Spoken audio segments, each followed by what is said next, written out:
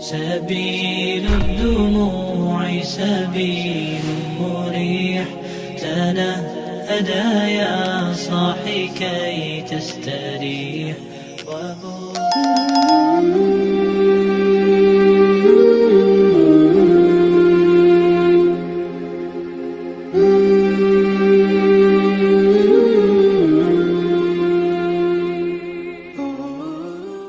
Bismillahirrahmanirrahim. Assalamualaikum warahmatullahi wabarakatuh. Syukur alhamdulillah kita dapat berjumpa lagi di channel ini. Shalawat serta salam semoga tetap tercurahkan pada junjungan kita baginda Nabi Muhammad sallallahu alaihi wasallam. Allahumma shalli ala sayyidina Muhammad wa ala ali sayyidina Muhammad.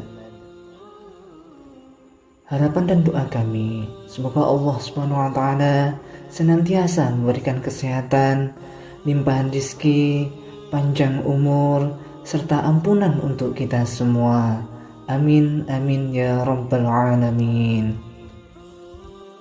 Sahabat beriman yang dirahmati Allah Subhanahu wa taala. Ada sebuah maksiat yang banyak dilakukan oleh manusia yang kebanyakan mereka tidak menyadari perbuatan ini dapat meruntuhkan semua ibadahnya, dapat tertolak semua ibadahnya kepada Allah Subhanahu wa taala. Walaupun dia seorang ahli ibadah sekalipun, ahli zikir, ahli puasa, ahli tahajud, akan tetapi kalau dia melakukan perbuatan ini, ibadahnya tidak diterima oleh Allah Subhanahu wa taala. Bahkan dia selalu di dalam murkanya Allah dan murkanya Rasulullah sallallahu alaihi wasallam.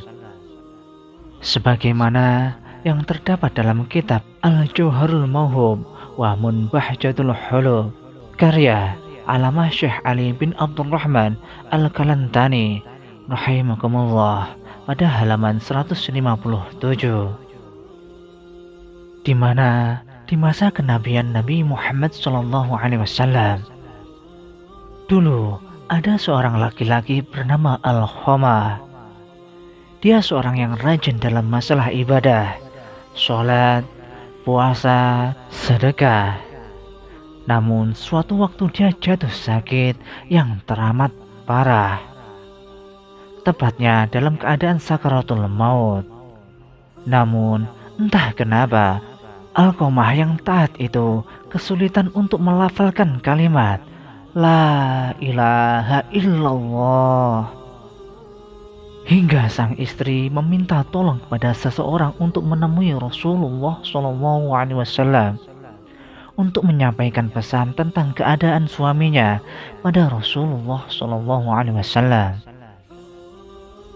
Nabi pun mengutus Bilal, Ali, Salman, dan Amr radhiyallahu anhu untuk datang ke rumah Alqamah.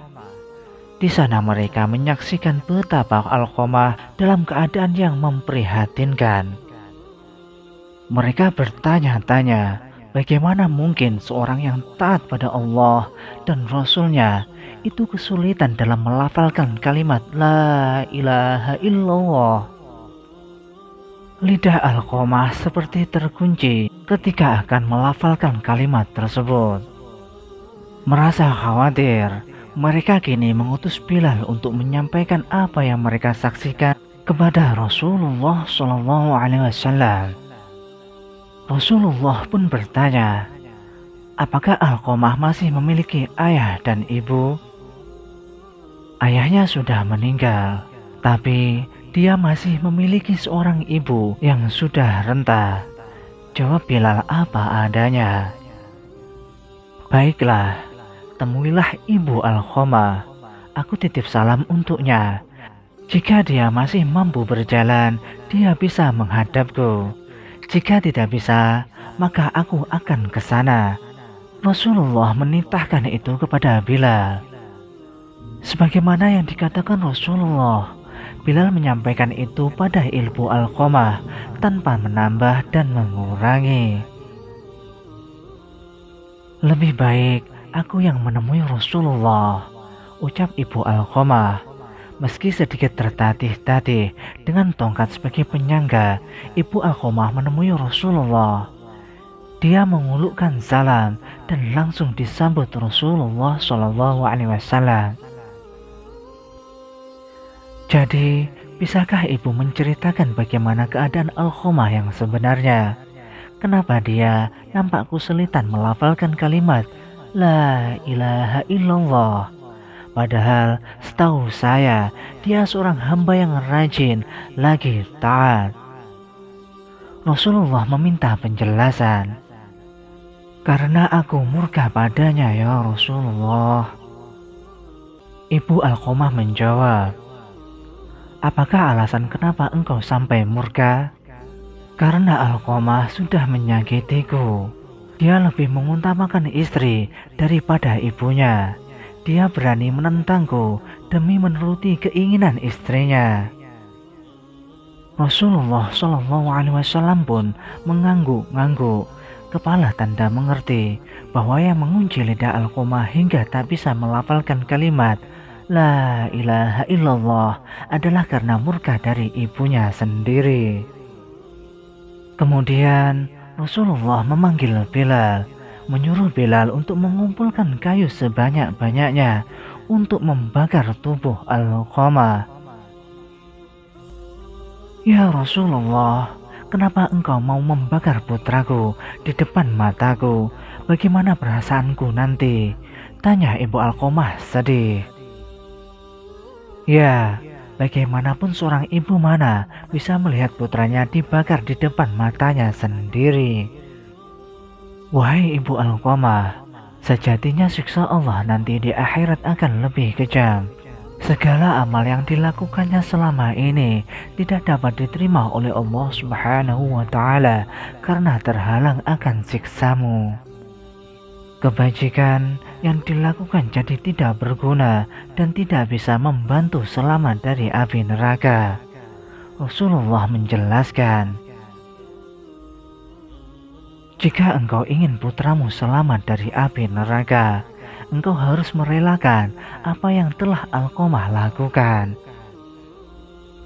Baiklah ya Rasulullah, aku akan memaafkan putraku. Aku sungguh tak sanggup mengetahui jika anakku akan masuk neraka karena diriku. Ibu Alqamah berucap sungguh-sungguh. Rasulullah lalu memerintahkan Bilal untuk mengecek keadaan Alqamah, memastikan apakah Alqamah sudah bisa melafalkan kalimat La ilaha illallah atau belum. Karena jika sang ibu mengatakan semua itu hanya karena malu, bukan dari hati, maka apapun bisa terjadi. Namun ternyata Ibu Alqamah sungguh tulus telah memaafkan putranya. Karena ketika Bilal sampai di pintu rumah Alqamah, dia mendengar Alqamah mengucapkan kalimat La ilaha illallah. Bilal lalu masuk dan memberitahu apa yang sebenarnya telah terjadi pada keadaan Alqamah itu. Tentang lidah Alqamah yang terkunci, tidak bisa mengucapkan kalimat syahadat karena mendapatkan murka dari ibunya. Bahwa segala amal yang dilakukan Alqamah tak dapat menolong karena murka seorang ibu kepada anaknya. Dan hari itu setelah ibunya memaafkan Alqamah, dia pun kembali ke rahmatullah. Dia lalu dimandikan, dikafani dan disolatkan oleh Rasulullah SAW. Setelah dikuburkan, Rasulullah SAW berkata, wahai sahabat Muhajirin dan Ansor, barang siapa yang mengutamakan istrinya daripada ibunya, maka ia mendapatkan laknat dari Allah, para malaikat, dan sekalian manusia. Allah tidak akan menerima amalnya sedikit pun, kecuali kalau dia mau bertobat dan berbuat baik pada ibunya, serta meminta ridhonya. Karena ridho Allah tergantung pada ridhonya, dan kemarahan Allah tergantung pada kemarahannya. Sahabat beriman yang dirahmati Allah Subhanahu wa Ta'ala, Inilah dosa yang sangat besar yang dapat tertolak semua ibadah-ibadah yang lain, yaitu tidak mendapatkan keridhaan dari kedua orang tua, durhaka kepada ibu, durhaka kepada ayah. Pada akhirnya kita hanya bisa memohon kepada Allah Subhanahu wa Ta'ala. Semoga kita semua selamat dari durhaka kepada orang tua kita. Amin, amin ya rabbal alamin. Demikianlah sahabat yang dapat kami sampaikan. Semoga dapat bermanfaat untuk kita semua. Wallahu a'lam bishawab. Wassalamualaikum warahmatullahi wabarakatuh.